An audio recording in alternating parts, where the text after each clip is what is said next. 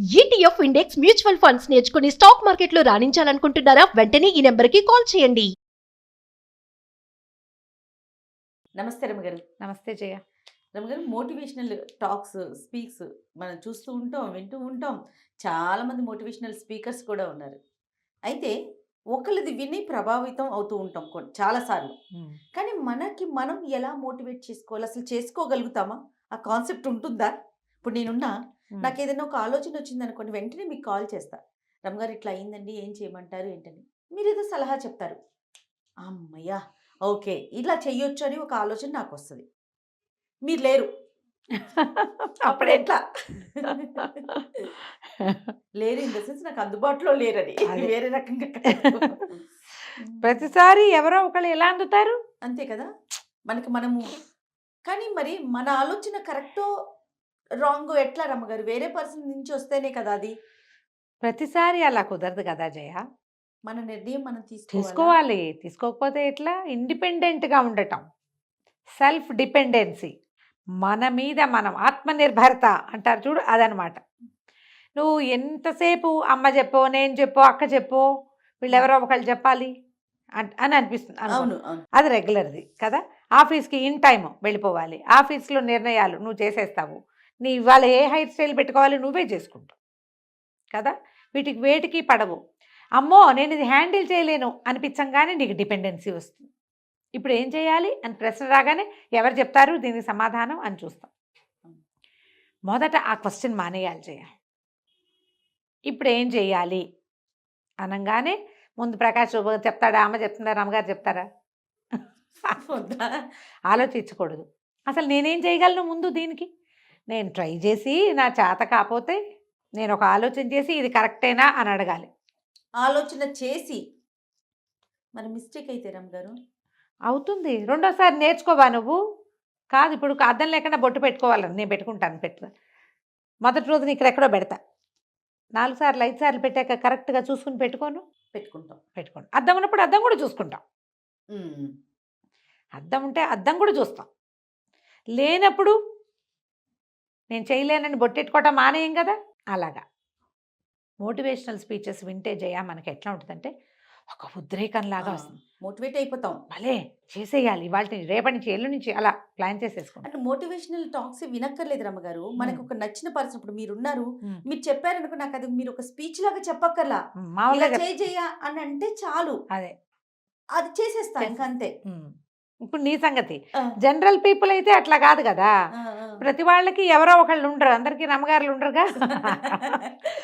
Speeches వింటాం. నేను నా సంగతి చెప్తాను. ఈ ఉదయాన్నే లేవడమనో, లేకపోతే ఫలానాది చదువుకోవటమనో, ఇదేదో చేయటమనో, ఈ రకంగా ఆలోచించాలనో, భక్తి నా పని అయినా అవ్వపై నేనేదో దేవుడి కోసం ఫలానా పని కోసం పెట్టుకున్నా, పని చేసుకుంటున్నావు, ఏదో రోజు చదువుకుంటున్నా, ఆ పని ఆగిపోయింది.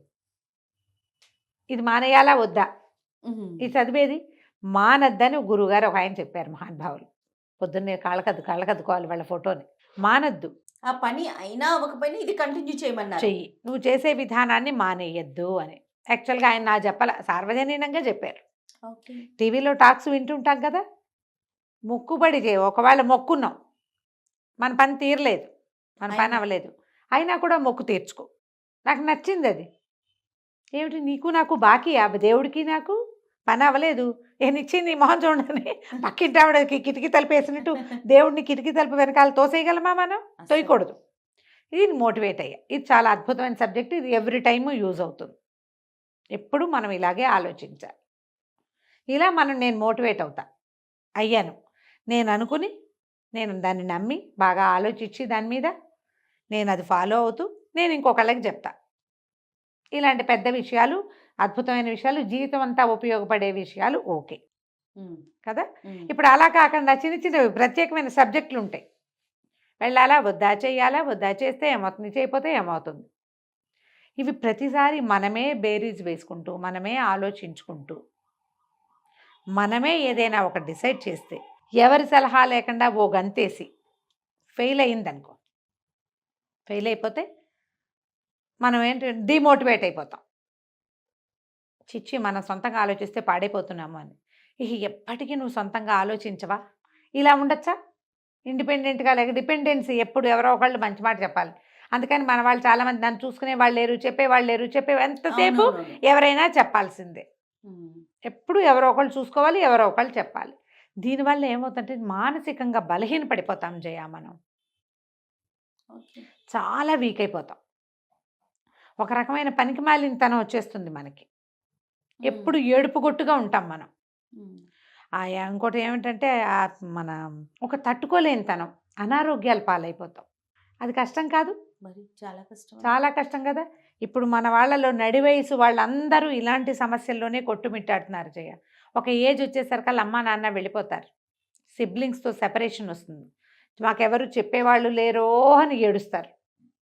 ఆ చెప్పేవాళ్ళు లేకపోవటం, అనాథలం అయిపోయామన్న ఫీలింగ్ వచ్చేస్తుంది. ఆ, ఆ.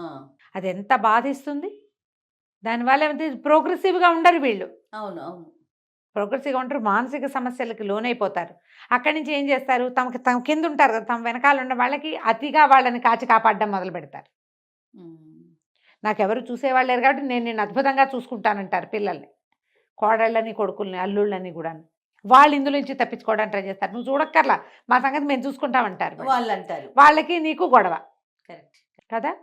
సాధ్యమైనంత డిపెండెన్సీని తగ్గించుకోవాలి. ఓకే. దీనికి నీ ప్రతిసారి ఇదొక ఆ పాఠంలాగా చదువుకుంటూ ఉండాలి, మనం వింటూ ఉండాలి. ఉమ్. ఏదైనా ఒక ప్రాబ్లం వస్తే ఉమ్. మొదట చేసేసి ప్రాబ్లంని సాల్వ్ చేయడానికి మన ప్రయత్నం చేసి, నువ్వు మొదటి నుంచి ఏం అలవాటు, అడిగి ప్రాబ్లం సాల్వ్ చేసే అలవాటు. అలా ఉన్నవాళ్ళు మీరే మీ రీతిలో చేసేసి ఉమ్. అప్పుడు ఇలా చేశానని ఎవరైనా పెద్దవాళ్ళు, మీరు ఎవరిని నమ్ముతారో వాళ్ళకి చెప్పాలి. ఓకే. ఇలా చేశాను, కరెక్టా కాదా. ఓకే. అయ్యో అలా ఎందుకు చేసావు అని వాళ్ళు అన్నారనుకో, పోనీ ఇప్పుడు దీన్ని ఎట్లా ఫిక్స్ చేయను అని అడగచ్చు. ఆ. ఇంకోళ్ళు ఎవరైనా ఇంకోసారి, హే బాగా చేసావు, నువ్వు పలు చక్కగా చేసావు అంటే నువ్వు అంటే శబాష్ వెరీ గుడ్, బాగా అంతే. చేస్తాను నిన్ను నువ్వు ఈ రకంగా శబాష్ అనుకుంటూనే నువ్వు ముందుకు తీసుకెళ్ళగలుగుతావు.